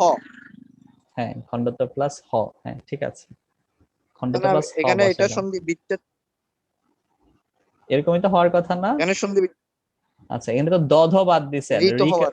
রিকার কই যাবে? হ্যাঁ, রিকারটা নিচে বসবে না? রিকারের জন্য রি, তো হটা কোথায় ভাইয়া? এই যে হ তো এখানে আছেই। আচ্ছা এরকম, আচ্ছা থ্যাংক ইউ ভাইয়া, আপনার ইয়েটা আমি মানে এটা নিয়ে কনসেপ্ট। কনফিউজড তখন। আচ্ছা, ঋত বলেছি তাই এটা ক্লিয়ার, উচ্চারণ তো ঋতই হবে। হ্যাঁ হ্যাঁ আচ্ছা আচ্ছা, ঠিক আছে। আচ্ছা ক্লিয়ার ওকে, ভাইয়া, ক্লিয়ার ক্লিয়ার, ওকে, ঠিক থ্যাংক ইউ। আছে। মিশুক রানা বলেন। ছয় ছয় যুক্ত নিয়মটা একবার বললে ভালো তো, ছয় ছয়। আবার চ ছয়ের নিয়মটা আবার বলবো? আচ্ছা, জি জি, ওই স্লাইডটা ভাই একটু যদি বলবেন। চ ছ থাকে তাহলে আপনি খণ্ডত বসাবেন প্লাস তালব্য বসাবেন। এটার জন্য শব্দ আছেই 3টা, ওই 3টা শব্দের জন্য এই নিয়মটা কার্যকর। একটা হচ্ছে উচ্ছৃঙ্খল, একটা হচ্ছে উচ্ছ্বাস, আর একটা হচ্ছে চলৎশক্তি, ওই 3টার জন্য। অন্য শব্দগুলাতে চ ছ যদি থাকে তাহলে জাস্ট আপনি চটা বাদ দিয়ে দিবেন, কিছুই না। প্রতিচ্ছবি, প্রতিযোগ ছবি, বিচ্ছেদ, বিযোগ ছেদ, শুধু চটা বাদ, আর কিছুই না। এই আচ্ছা, জাহিদুল ইসলাম বলেন। আচ্ছা স্যার, প্রত্যেকটি শব্দ কি সন্ধি বিচ্ছেদ করা যায় প্রত্যেকটি শব্দের? না, প্রত্যেকটা শব্দকে সন্ধি করা যায় না। শব্দ তৈরি হয় 4টা নিয়মে: সন্ধি, সমাস, উপসর্গ, প্রত্যয়। তো 4টা শব্দ দিয়ে যেহেতু নতুন শব্দ তৈরি করা যায়, শব্দ ভাঙার সময় 4টা নিয়ম দিয়ে ভাঙা যাবে। সব শব্দ সন্ধি দিয়ে হবে না। ঠিক জি আছে? আচ্ছা, বুঝতে পারছি। না আসলে Okay, আচ্ছা, ঠিক আছে। তো এবার আমরা কিছু গুরুত্বপূর্ণ শব্দ দেখি। 8টা শব্দ আছে, খুবই গুরুত্বপূর্ণ, কিন্তু এগুলো হচ্ছে একটা বা দুইটা করে শব্দ, মানে 2টা শব্দের জন্য একটা নিয়ম। এন্ড 2টা শব্দের জন্য একটা নিয়ম পড়ার দরকার কি, এই জন্য নিয়ম বলি। তো আমি নিয়মগুলো বলে দিচ্ছি, খেয়াল করেন। এই তত্ত্ব, হৃৎপিণ্ড, তৎকালীন, খুবই ইম্পর্টেন্ট শব্দ। এগুলো সন্ধি বিচ্ছেদ কি হবে? এগুলার নিয়মটা হচ্ছে, যদি আপনি কোথাও খণ্ডত পান বা তয়ের নিচে হসন্ত পান, তয়ের নিচে হসন্ত মানে খণ্ডত, বারবার বলছি এটা, তাও দেখি যে আপনারা এটা প্যাচ লাগাই দিচ্ছেন কেন। তয়ের নিচে হসন্ত মানে খণ্ডত। যদি কোথাও তয়ের নিচে হসন্ত বা খণ্ডত পান, তাহলে তার পরিবর্তে দ বসায় দিবেন, দ হসন্ত। এটা হচ্ছে নিয়ম প্রথমটার। তাহলে তত্ত্ব, তত্ত্বের মধ্যে দেখেন একদম প্রথমে আছে তয়ের নিচে হসন্ত। প্রথমে কিভাবে আছে এটাও মনে হয় বুঝাই দিতে হবে, যুক্ত বর্ণ তো মনে হয়। আচ্ছা, এই এই জায়গায় কি কি আছে দেখেন, তয়ের নিচে হসন্ত আছে, তারপর আরেকটা ত আছে এবং বফলা আছে। বুঝছেন? এবার এখানে এটা এটা আছে। তাহলে এই যে তয়ের নিচে হসন্ত আছে, এটার পরিবর্তে আমরা দ বসায় দিব। ওকে, তদ প্লাস ত। হৃৎপিণ্ড, খণ্ডত জায়গায় দ বসছে, হৃদ যোগ পিণ্ড। তৎকালীন, খণ্ডত আছে, দ বসছে, তৎ যোগ কালীন। তৎসম, তৎ প্লাস সম। যদি নিয়মটা আপনার বুঝতে কঠিন লাগে, যে খণ্ডত জায়গায় দ বসছে, এটা যদি বুঝতে কঠিন লাগে, দয়া করে নিয়ম পড়েন না। এই জায়গায় এসে, এই জায়গায় এসে জাস্ট এই 3টা শব্দ খাতার মধ্যে 2বার লিখবেন। শব্দগুলো খুব ইম্পর্টেন্ট এই জন্য। ওকে, আচ্ছা। দ্বিতীয়টা হচ্ছে যজ্ঞ এবং রাজ্ঞী। এখানে কনসেপ্টটা হচ্ছে, যদি এরকম যুক্তবর্ণ থাকে, এরকম যুক্তবর্ণ থাকে, তাহলে আপনি ভাঙার পরে জ প্লাস ন বানাবেন, জ প্লাস ন। এখন এটাও যদি কঠিন লাগে তাহলে বাদ দেন, পড়ার দরকার নাই, এই দুটো শব্দ মুখস্থ করে ফেলবেন। যজ্ঞ হচ্ছে জজ যোগ ন। দেখেন এই যুক্তবর্ণ ভেঙে জ এবং ন হয়েছে, জ এবং ন। রাজ্ঞী, তাহলে এই যে এই যুক্তবর্ণটা ভেঙে জ এবং ন হয়েছে, শেষে দীর্ঘইকার, দীর্ঘইকার, রাজযোগনি। ওকে, আচ্ছা। তৃতীয় নিয়মটা হচ্ছে, যখন আপনি মধ্যাহ্নস্বর ট বা মধ্যাহ্নস্বর ঠ দিয়ে যুক্তবর্ণ ভাঙবেন, তখন ট এর জন্য আনবেন ত, ট এর জন্য ত আনবেন, আর ঠ এর জন্য থ আনবেন। ট এর জন্য ত, ঠ এর জন্য থ। সেটা যদি কঠিন লাগে, ট এর জন্য ত, ঠ এর জন্য থ, যদি এটাও কঠিন লাগে, তাহলে নিয়ম পড়া দরকার নাই, এই শব্দ কয়েকটা খাতায় লিখবেন। বৃষ্টি, বৃষ যোগ তি। ষষ্ঠ, ষষ্ঠ যোগ থ। কৃষ্টি, কৃষ যোগ তি। জাস্ট ট এর জায়গায় ত আসছে, ঠ এর জায়গায় থ আসছে, ট এর জায়গায় ত আসছে, সিম্পলি। এই যুক্ত বর্ণের জায়গায় বর্গীয় জ প্লাস ন আসে। যজ্ঞ, এই জায়গায় জ এবং ন। রাজ্ঞী, জ এবং ন। তত্ত্ব, হৃৎপিণ্ড, তৎকালীন, এগুলার ক্ষেত্রে আমরা যে ইয়েটা দেখতে পাচ্ছি, খণ্ডত বা ত হসন্ত, তার জায়গায় দ আসবে। তৎ প্লাস ত, হৃদ যোগ পিণ্ড, তদ যোগ কালীন, তৎ প্লাস সম। যদি এই নিয়মগুলো বুঝতে কঠিন লাগে, আমার কাছে মনে হয় যে নিয়মটা কঠিন না, এরপর যদি কারোর কাছে কঠিন লাগে, তাহলে এগুলো নিয়ম পড়া দরকার নাই। যেন আমি নিয়ম কিন্তু টাইপও করি না এখানে, জাস্ট এই 8টা শব্দ খাতায় লিখবেন। এই 8টা শব্দ খুব ইম্পর্টেন্ট। বাট পুরা সন্ধির ক্ষেত্রে, পুরা সন্ধি চ্যাপ্টারের মধ্যে সবচেয়ে বেশি যেটা পরীক্ষায় আসে, এগুলো তো আমরা শেখার জন্য এবার বলছি, পরীক্ষায় আসে আসলে এটা নিপাতনে সিদ্ধ ব্যঞ্জন সন্ধি। নিপাতনে সিদ্ধ কি? নিপাতন মানে নিয়ম মানে না, নিপাতন মানে নিয়ম মানে না, সিদ্ধ মানে ঠিক বা পবিত্র। তাহলে অর্থ কি দাঁড়াচ্ছে? নিয়ম মানে না তাও পবিত্র। মানে এখানে আমরা কিছু শব্দ পাবো যেগুলো কোনো নিয়ম দিয়ে হয়নি, কিন্তু সেগুলো সঠিক। বাংলা ব্যাকরণ বলছে এগুলো নিয়ম মানে না, তাও এগুলো সঠিক। ওকে, আচ্ছা। এইগুলোই পরীক্ষা সবচেয়ে বেশি আসে। নিচের কোনটি নিপাতন নিষিদ্ধ ব্যঞ্জন সন্ধি? তো এখানে যে শব্দগুলো আছে, এগুলো হুবহু পরীক্ষায় আসে, এগুলো ভাঙা আসে না। তাও ভেঙে দেওয়াটা আমি শীটেও দিয়েছি, আপনারা বইও পাবেন। ওকে, কারণ এগুলো আমরা এখানে ভাঙছি না, কারণ এগুলো কোনো নিয়ম দিয়ে ভাঙা যায় না। সো আমি ভাঙবো কি দিয়া? আপনার তো মুখস্থ, ভাঙাটা মুখস্থ করতে হবে, এটা নিয়ম দেওয়া হয় না। কিন্তু শব্দগুলো আছে, পরীক্ষায় শব্দ আসবে, নিচের কোনটি নিপাতন নিষিদ্ধ সন্ধি, নিচের কোনটি নিপাতন নিষিদ্ধ সন্ধি নয়, সেগুলোকে মুখস্থ করতে হবে। শব্দগুলো মুখস্থ করা খুবই টাফ। তখন ছোট একটা গল্প বলি, টেনশন নাই, গল্পটা আমি গল্পের আকারে লিখে আপনার গ্রুপে দিয়ে দিব, টেনশন নিয়েন না। এখন শুধু আমি শব্দগুলা বলছি। একটা ছেলে একটা মেয়ে, একটা ছেলের নাম হচ্ছে মনীষা, মেয়েটার নাম হচ্ছে হরিশচন্দ্র। বুঝতেই পারছেন ভালোবাসা উগরায় উঠছে, এরা পালায় গেছে। করোনার টাইমে তারা পালিয়ে বিয়ে করেছে, কারণ অনেকদিন ধরে কেউ কাউকে দেখে না, খুবই অসহায় জীবনযাপন করছে, খুব কষ্টে জীবনযাপন করছে, এই জন্য তারা ঘর থেকে পালায় গেল। মনীষা এবং হরিশচন্দ্র ঘর থেকে পালিয়ে গেছে। তো ঘর থেকে তারা যখন পালিয়ে গেল, বিয়ে শাদী করে ফেললো এবং তারা চলে গেল গ্রামে। গ্রামে গিয়ে তারা একটা গরুর খামার দিল, তাদের অনেকগুলা গরু। এর মধ্যে একাদশ এবং ষোড়শ, মানে এই দুইটা গরু হচ্ছে এই লেভেলের, মানে খুবই হিংস্র, সামনে যারে পায় তারই গুতা মারে। এই একাদশ এবং ষোড়শ মানে 11 এবং 16তম এই গরু দুইটাকে শাস্তি দেওয়ার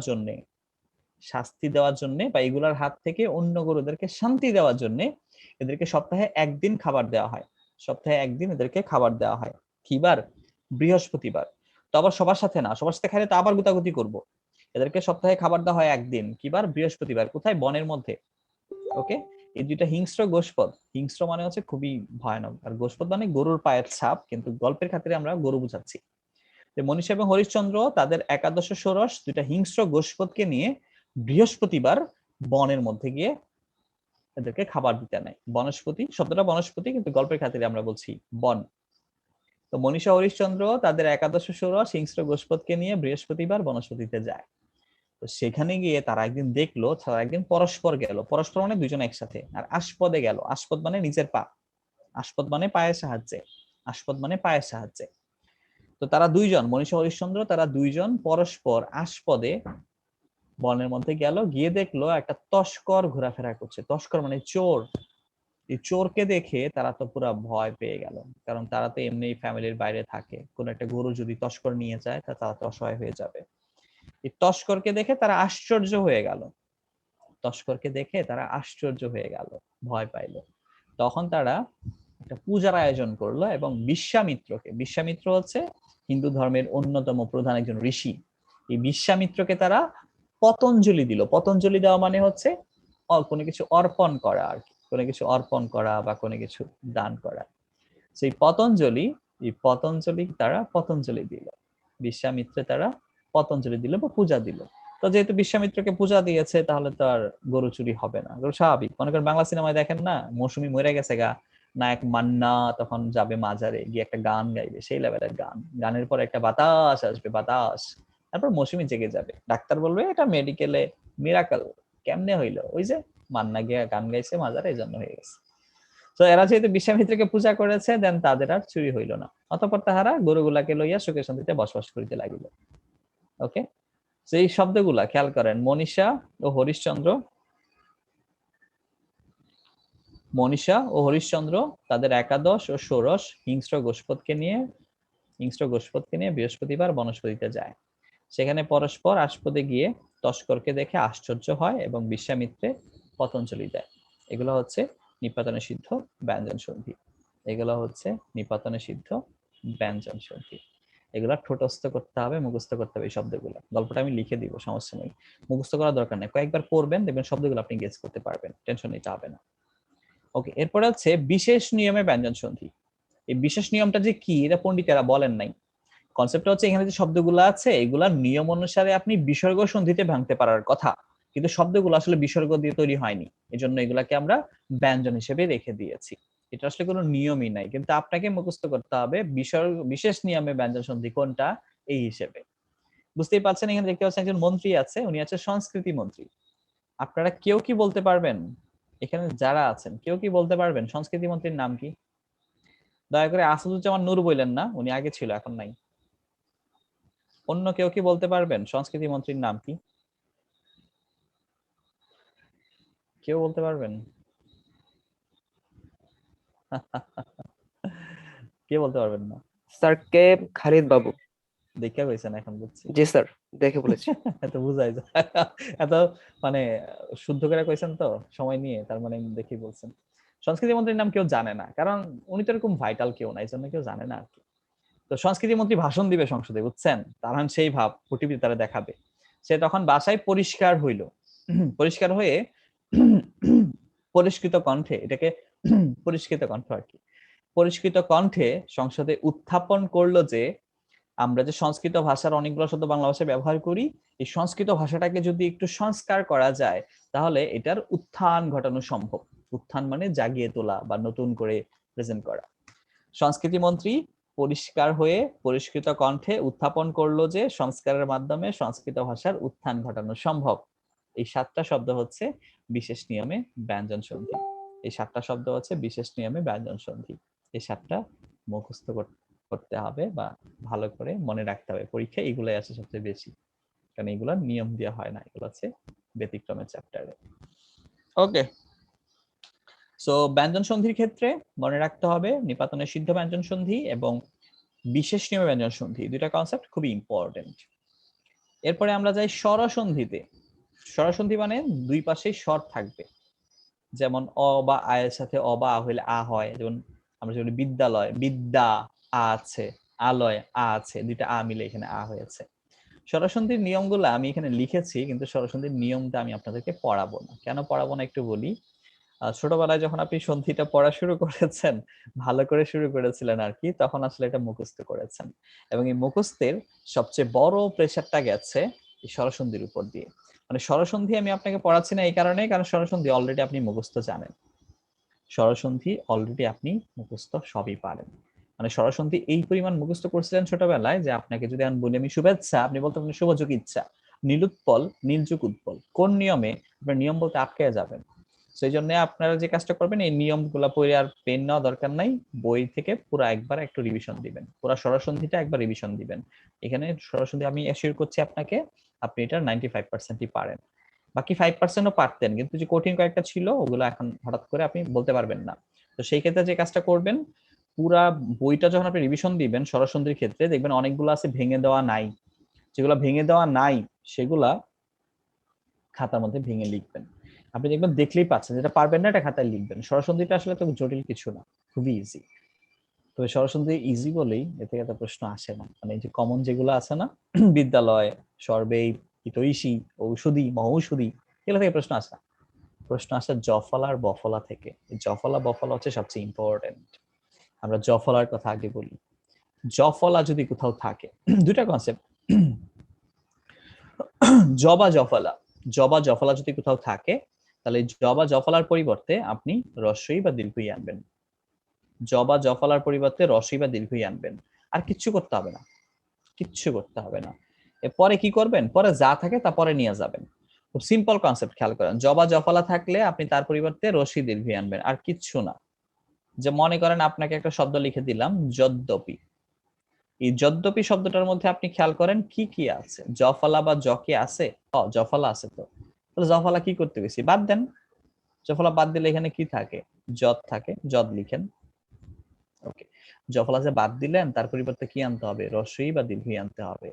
তাহলে বানান অনুসারে ঠিক করবেন, বানান অনুসারে রস্বই না দীর্ঘই আছে মিলান। তাহলে রস্বই বা দীর্ঘই যাই আসুক এটা হবে যদি। তাহলে জফলার জন্য আপনি এখানে রস্বইকার আনতে পারেন, যদি। শেষ নিয়ম, আর নিয়মে কিছুই নাই। এরপরের কথাটা হচ্ছে যে জফলা যেখানে ছিল এখানে কোনো কার আছে বা কোনো স্বরধ্বনি আছে? স্বরধ্বনি থাকলে পরে নিয়ে যাবেন। এখানে কোনো কার নাই, কার না থাকলে কি থাকে? অ থাকে, তাহলে অটা পরে নিয়ে যান। যদি যোগ অপি, যদি যোগ অপি। এটা যদি কারো বুঝতে একটু সমস্যা হয় কোনো প্রবলেম নাই, আমরা আপনাদের মাথায় ঢুকে যাই। আপনাদের মাথায় এই শব্দটা আছে, খেয়াল করেন, ইত্যাদি। ওকে, এই শব্দটা আপনাদের সবার মাথায় আছে, ইত্যাদি। ইত্যাদি শব্দটার ক্ষেত্রে দেখেন এখানে জফলা আছে, জফলা আমরা বাদ দিই। জফলা বাদ দিয়ে জফলার পরিবর্তে একটা রস্বই নিয়ে আসি, তাহলে হবে ইতি। জফলার জন্য কি আসছে? রস্বই আসছে, ইতি। ওকে, আর জফলা যেখানে আছে, এই জায়গায় জফলা ছিল না, এখানে স্বরধ্বনি কি আছে? আ, আটা পরে নিয়ে যাও, আদি। ওকে, খুব সহজ কনসেপ্ট।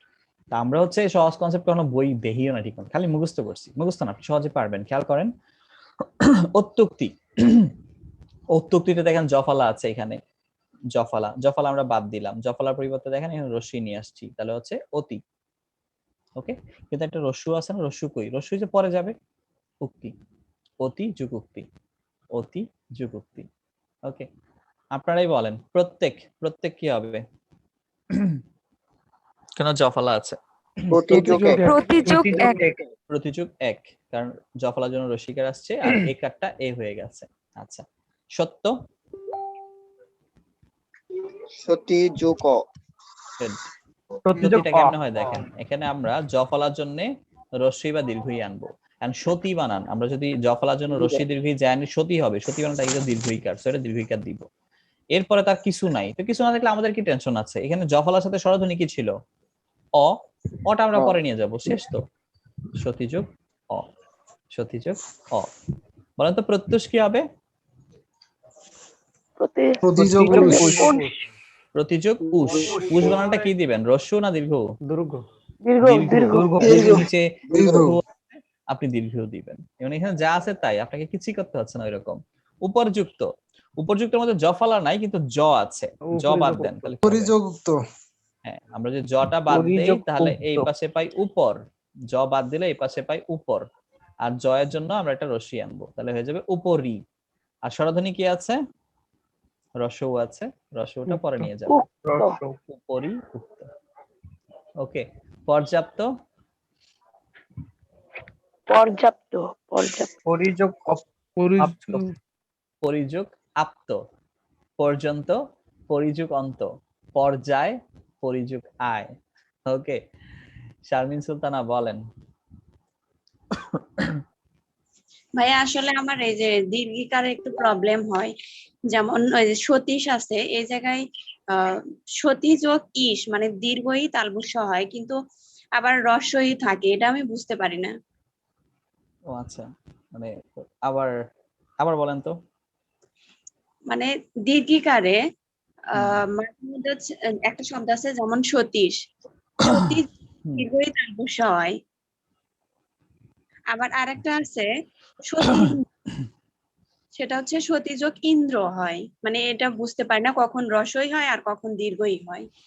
এখানে চারটা শব্দ আছে, সবাই একটু লিখে নেন। এই চারটা শব্দ হচ্ছে দীর্ঘই হয়। ইস, ইক্ষণ, ইক্ষা, ঈশ্বর, এই চারটাতে দীর্ঘই হবে।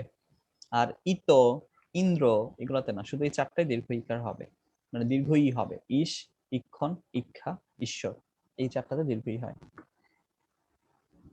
সুদর্শন ভাই বলেন।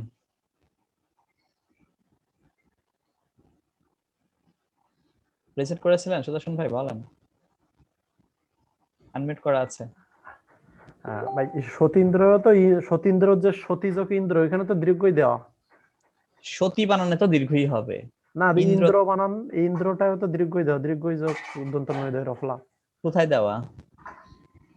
একটা বই আছে, আমাকে ছবি তুলে পাঠান। জর্জের একটা বই আছে।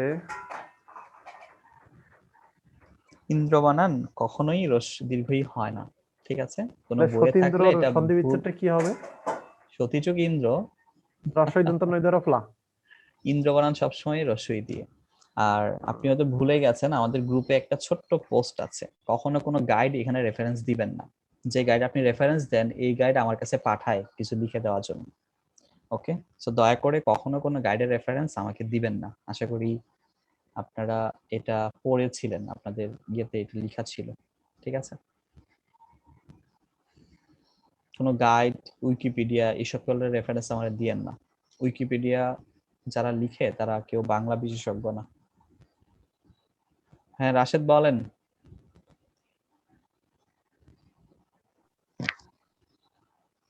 আসসালামু আলাইকুম। ওয়ালাইকুম সালাম, হ্যাঁ বলেন। ভাই সতীন্দ্র বানানটা আমাদের 9 10 এর বোর্ড বই, ওখানে রস্যই ইন্দ্রই দেওয়া আছে, ওটা ঠিক আছে? ওটা তো ঠিক আছে, ওটা তো আমি জানি, ওটা বলার জন্য রেজেন্ট করেছেন। সমস্যা নাই, সমস্যা নাই। আমি জানি আমি কি বলছি, এটা উনি ওই ওনার গাইডে দেখছে তো, এই জন্য উনি একটু কনফিউজড হয়ে গেছে আর কি। সো যেটা আমি বলেছি, ইস, ইক্ষণ, ঈশ্বর, এই চারটাতেই দীর্ঘই হয়, বাকি সব রস্যই। সো এটাই মানার চেষ্টা করেন আর কি। আমরা একটা আর্গুমেন্টে যাচ্ছি না, আমরা আর্গুমেন্টে যাই না। আর্গুমেন্টে যাই না বলেই কখনো গাইড থেকে কোনো প্রশ্ন করা যাবে না, এটা বলে দিয়েছি। কারণ গাইড যারা লিখে, জর্জ মিয়া যারা আছে, এরা ডাক্তার, দুই ভাই ডাক্তার, এরা বাংলা নিয়ে পড়াশোনা করে নাই। আপনাদের মাথায় এটা ঢুকানো খুবই কষ্টকর যে আপনারা যখন অনার্স মাস্টার্স করছেন, আপনি যদি ফিজিক্সে মাস্টার্স করেন, আপনি কখনো রাষ্ট্রবিজ্ঞানে পড়া কোনো টিচারের লেখা বই পড়বেন? ফিজিক্সের জীবনে তো পড়বেন না। কারণ বিসিএস পড়ার সময় আপনারা বাংলার বই পড়েন, অ্যাকাউন্টিং এ পড়ছে ওই সেলের লেখা, দর্শনে পড়ছে সেই সেলের লেখা, ডাক্তারি পাশ করে বই লিখছে তারটা। আপনাদের তো মানে বইয়ের ক্ষেত্রে তো আপনাদের কোনো ইয়ে নাই। সেটা মনে রাখেন, বাংলাদেশের বই হইলো একটা নর্মাল ব্যাপার। আপনার 30,000 টাকা আছে, বই আপনিও বের করতে পারবেন। আপনি কি লিখছেন না লিখছেন এটা দেখার দরকার নাই, বিক্রি হইলেই হয়েছে। বাংলাদেশে বই বানানো হলো একটা বিজনেস। সো এখানে কোনটা সলিড কোনটা ভুল এটা একটু ঝামেলা। তো সেই ক্ষেত্রে আপনারা অনার্স মাস্টার যেটা করেছেন, সাবজেক্ট রিলেটেড বা সাবজেক্ট বিশেষজ্ঞের বই পড়েছেন, আপনাদের জব লেভেলে আসলে এরকমই করা উচিত ছিল, কিন্তু আপনারা এটা করেন না। আপনারা দেখেন ব্যান্ড কোন সবচেয়ে বেশি, দেন ওইটা কি না ঝামেলা হয়, আর ফেসবুক গ্রুপে উড়া এলান লেখা আর কি, হ্যাঁ এক বই একরকমই বই বই কেনার সময় মনে থাকে না আর কি আপনাদের। তো যাই হোক, এটা আসলে রাগ থেকে না, আবেগ থেকে না, সত্যি প্রেক্ষাপটটা বলছি আর কি। আপনারা ঠিকঠাক মতো নিজেরাও মানে এখানে এসে আপনারা যে কার বই কিনেন কি পড়েন আপনারা নিজেরাও জানেন না। এক লোক বিসিএস ক্যাডার হয়েছে ইসলামিক স্টাডিজে পড়া, আপনারা তার বই কিনা তারে দুনিয়ার হিট বানাই দিছেন। ছাগল একখান, মানে সে সব বিষয়ে অভিজ্ঞ। ওকে, কারণ সে প্রিলিতে পাস করে, রিটেন টিকে না। কপাল, মানে আমরা মানে বিসিএস বা জবের জন্য এত পাগল হয়ে গেছি, আমরা আসলে ভুলে গেছি যে আসলে কি করা উচিত কি করা উচিত নাই আর কি। যাই হোক, আমাদের একটু আগে আমরা যে কাজটা করেছি, জবা জফলা থাকলে আমরা রস্বইকার বা দীর্ঘইকার দিয়েছি। জবা জফলা থাকলে আমরা রস্বইকার বা দীর্ঘইকার দিয়েছি। কিন্তু যদি ববা বফলা থাকে, বফলা থাকলে কি করবেন, সিম্পলি রস্যকার বা দীর্ঘকার। জফলা থাকলে দিয়েছেন রস্বই দীর্ঘই, বফলা থাকলে দিবেন রস্যু দীর্ঘ, সিম্পলি। যেমন ধরেন অন্বিত, অন্বিতের মধ্যে দেখেন বফলা আছে না, বফলা রস্যকার লাগাই দিবেন, শেষ। অনুযোগ ইত, ই আসছে থেকে ওই যে স্বরধ্বনিটা পরে চলে গেছে। আমরা স্বল্পকে কি বলি, সুযোগ অল্প, মানে বফলা যে জায়গায় আছে ওই জায়গায় রস্যকার লাগাই দিবেন, ঝামেলা শেষ হয়ে যাবে। পশ্চাচার, পশুযুগ আচার, ওকে। বদ্ধাগমন, বোধযুগ আগমন, ওকে। বদ্ধাগমন, বোধযুগ আগমন। অন্বেষণ, অনুযুগ এসন, ওকে। তো যেখানে বফলা পাবেন, বফলার জায়গায় রস্যকার বা দীর্ঘ লাগাবেন। আর দীর্ঘকার কোথায় বসবে, বানানের উপর ডিপেন্ড করবে। সংস্কৃত যে বানানগুলা দীর্ঘকার দিয়ে, এগুলা কোনো নিয়ম দেওয়া হয় না, এগুলা প্র্যাকটিসের উপর নির্ভরশীল। যেমন বধূ বানানটা দীর্ঘ দিয়ে, এটা কোনো নিয়ম দেওয়া হয়নি। বধূ বানান যে দীর্ঘকার দিয়ে, এটা কোনো নিয়ম দেওয়া হয় না, এটা একদম সম্পূর্ণ আপনার মেধা দিয়ে এটা মাথায় রাখতে হবে, ঠিক আছে? ওকে। সো এই স্বরসন্ধির মধ্যেও নিপাতনে সিদ্ধ স্বরসন্ধি আছে, এবং বাস্তবতা হচ্ছে এটাই সবচেয়ে বেশি ইম্পর্টেন্ট, এই নিপাতনে সিদ্ধ স্বরসন্ধি। কেমনে কি, সেম গল্প দিয়ে মনে রাখতে হবে, কিছু করার নাই। এগুলোর ভাঙা আসে না, তাও এগুলোর ভাঙা বা বিচারটা দেওয়া আছে সেটা, বইও তো আছে। ওকে, আমরা ধরে নিই একটা রাজা আছে, রাজার হচ্ছে খুবই প্রৌঢ়, মানে বয়স হয়ে গেছে। এই প্রৌঢ় রাজা, তার নাম হচ্ছে দশার্ণ। এই প্রৌঢ় রাজা দশার্ণ, তার একটা বাইজিখানা ছিল। বাইজিখানা তো বুঝেন, ওই যে জল ঘর আর কি, যেখানে রাজারা নাচ গান করতেন বা আমোদ প্রমোদ করতেন। এই রাজা যখন প্রৌঢ় হয়ে গেছে, মানে বুড়া হয়ে গেছে, তখন তো তার আর এসব ভাল লাগে না, মানে বুড়ো হয়ে গেছে তো। তখন সে ঠিক করলো এই বাইজিদেরকে তিনি রাখবেন না তার এলাকায়। তখন তিনি যখন প্রৌঢ় হয়ে গেছেন, এই প্রৌঢ় রাজা দশার্ণ বাইজিদের উপর প্রেষণ শুরু করলেন। প্রেষণ মানে হচ্ছে পিষে ফেলা, মানে অত্যাচার আর কি এক কথায়। তো অত্যাচার শুরু করলেন। রাজা দশার্ণের অত্যাচারে এই বাইজিদের মধ্যে যিনি হেড আর কি, প্রধান, সে হচ্ছে একটু স্বৈর টাইপের। স্বৈর মানে যা বলে তাই করে, এজন্য সবাই তারা ডাকে স্বৈরিনী। কুলটা, কুলটা মানে হচ্ছে খারাপ পেশার নারী বা বাইজি আর কি। তো স্বৈর কুলটা বা স্বৈর বাইজি, সবাই তাকে বলে স্বৈরিনী নামে। এই স্বৈর কুলটা স্বৈরিনী অন্যান্য যারা আছে এদেরকে নিয়ে, অন্যান্য কারা, একটা হচ্ছে রক্তুষ্ঠ একটা মেয়ে, একটার নাম হচ্ছে গবাস্থি, একটার নাম হচ্ছে অক্ষহনী, একটার নাম হচ্ছে সারঙ্গ। নামগুলো এরকম বিঘ্নুটে কেন, সংস্কৃত শব্দ ভাই, কিছু করার নাই।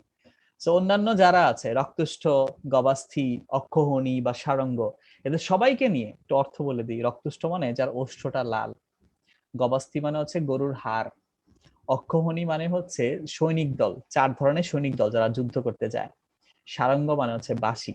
আমরা গল্পের ক্ষেত্রে এগুলোর নাম বলতেছি আর কি। যে রক্তুষ্ঠ, গবাস্থি, অক্ষহনী, সারঙ্গকে নিয়ে গবাক্ষ দিয়ে বের হয়ে যায়। গবাক্ষ মানে জানালা, গবাক্ষ মানে জানালা, কারণ রাজা অত্যাচার করছে সামনের দিক দিয়ে, তারা জানালা দিয়ে বেরিয়ে গেল এবং বের হলো ঠিক দুপুর বেলা, একদম মারতন্ডের নিচ দিয়ে। এই মারতন্ডের নিচ দিয়ে তারা চলে গেল একদম সীমান্তে। ওকে, গল্পের খাতিরে আমরা সীমান্ত বলছি, শব্দটা সীমান্ত। এই সীমান্তে গিয়ে তারা ঠিক করলো যে অন্য দেশে যাব, অন্য দেশে গিয়ে আবার এই কাজই করতে হবে। দেশের জন্য মায়া লাগলো, যে ঠিক আছে থাক, আমরা এক কাজ করি, বাইজিগিরি ছেড়ে দিই, নতুন দেশে যাব, আবার নতুন দেশে কেমনে কি করবো, থাক ছেড়েই দিই। তো তখন তারা শুদ্ধোদন করলো। শুদ্ধোদন মানে হচ্ছে, শুদ্ধোদন মানে হচ্ছে প্রায়শ্চিত্ত অনুষ্ঠান। শুদ্ধোদন মানে প্রায়শ্চিত্ত অনুষ্ঠান। শুদ্ধ মানে পবিত্র, উদন মানে ভাত। শুদ্ধোধন মানে হচ্ছে পবিত্র ভাত আর কি, এরা পবিত্র একটা ভাত খায়, এটা মন্ত্র পড়ে দেয় এবং এই ভাত খাওয়ার সাথে সাথে তারা বিশ্বাস করে সকল পাপ মোচন হয়ে যাচ্ছে। এই প্রায়শ্চিত্ত অনুষ্ঠানের নাম হচ্ছে শুদ্ধোধন। আমরা যেরকম কাবা শরীফে একটা পবিত্র পাথরে একটা চুমু দিয়ে মনে করি সব ফ্রেশ, এইরকম আর কি ধর্মীয় বিশ্বাস। তারপরে রাজার কাছে ফিরে আসলো, রাজা তখন শুনে খুশি হইলেন যে তারা বাহ্যিকগিরি ছেড়ে দিয়েছে।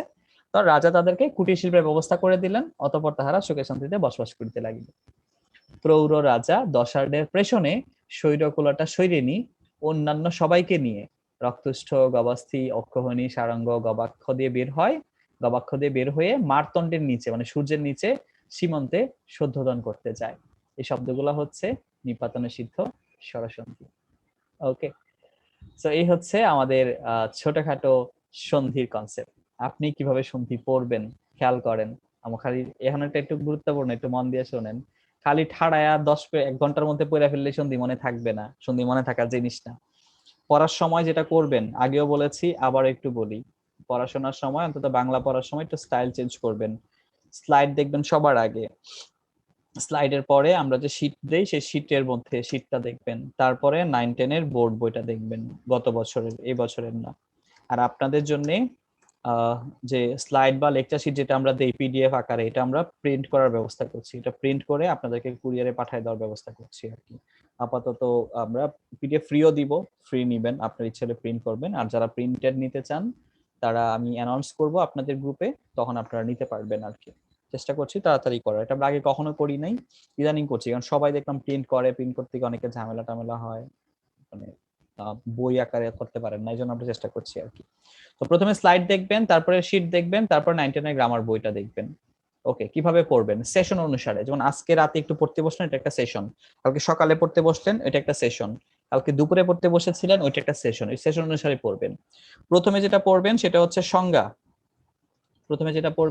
সংজ্ঞা, সন্ধির যাবতীয় সংজ্ঞা যা কিছু আছে। এরপরে পড়বেন বিসর্গ সন্ধি। এরপর আর কিছু পড়েন না, মানে ওই সময়টাতে আর অন্য কিছু ধরার দরকার নাই। 1 ঘন্টার মধ্যে সব শেষ করে ফেলতে পারবেন, কিচ্ছু মনে থাকবে না, এটা একটু মাথায় রাখবেন। 1 ঘন্টায় সব শেষ করা যায়, মনে থাকে না। এরপরে যেটা পড়বেন, পুরা ব্যঞ্জন সন্ধি যা আছে পুরাটা পড়বেন।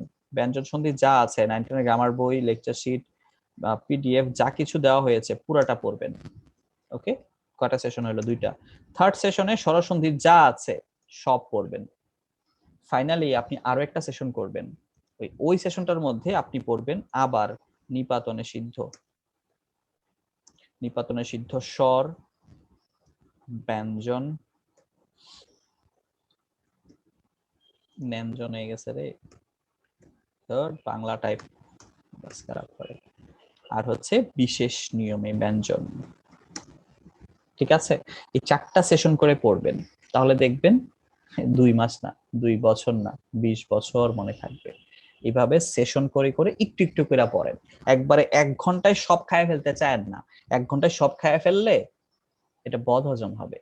একটু একটু করে খান, পেটও ভরবে, শান্তি পাবেন। আমি হয়তো বুঝাতে পেরেছি। সো এটা একটু স্ক্রিনশট দিয়ে রাখেন অথবা একটু মাথায় রাখেন।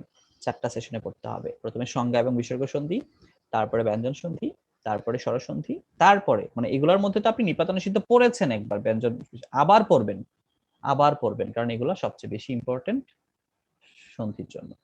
এবং অবশ্যই 9-10 এর গ্রামার বইয়ে যে উদাহরণগুলো আছে, এই উদাহরণগুলো যেন অবশ্যই পড়া হয়। ধন্যবাদ সবাইকে, আজকে এই পর্যন্তই। সবাই অনেক ভালো থাকবেন, ইনশাআল্লাহ দেখা হবে নেক্সট ক্লাসে। ভালো থাকবেন সবাই, আসসালামু আলাইকুম। যার যার প্রশ্ন আছে তারা থাকেন, যাদের প্রশ্ন নাই তারা লিভ নেন। মাই গড, হ্যাঁ জয় বলেন, জাহিদুল ইসলাম জয় বলেন। স্যার আমরা জ বা জফলার নিয়মে পড়ছি না, জ বা জফলা থাকলে রস্বইকার বা দীর্ঘইকার হবে। জি, তো ওখানে স্যার উদ্যমে একটা শব্দ আছে না, যেটা আমরা আগের নিয়মে পড়ছি। তো উদ্যমে স্যার আমরা উদি যোগ অম না দিয়ে এটা আমরা একটু ভুলাই ফেলছি স্যার আসলে। ওখানে জটাকে আমরা মাঝখানে হিসেবে হিসাব করছি না, ওইটাকে আমরা দ এর জন্য ইন্ডিকেট করছি। আপনি যখন উচ্চারণ করেন তখন দেখবেন যে আপনি দ পর্যন্তই থেমে যান, তাই না? দ পর্যন্ত যেহেতু থেমে যাচ্ছেন, এখানে আপনি দ এর নিয়মটা অ্যাপ্লাই করবেন। আর আবারও বলি, এটা আপনি পৃথিবীর সকল শব্দের মধ্যে অ্যাপ্লাই করবেন না। 9-10 গ্রামার বইটা পড়তে বলেছি, 9-10 গ্রামার বইয়ের সবগুলো উদাহরণ যখন পড়বেন তখন আপনার এরকম আর গুলাবে না। জি আচ্ছা স্যার, ধন্যবাদ। হ্যাঁ রুবাইয়া বলেন।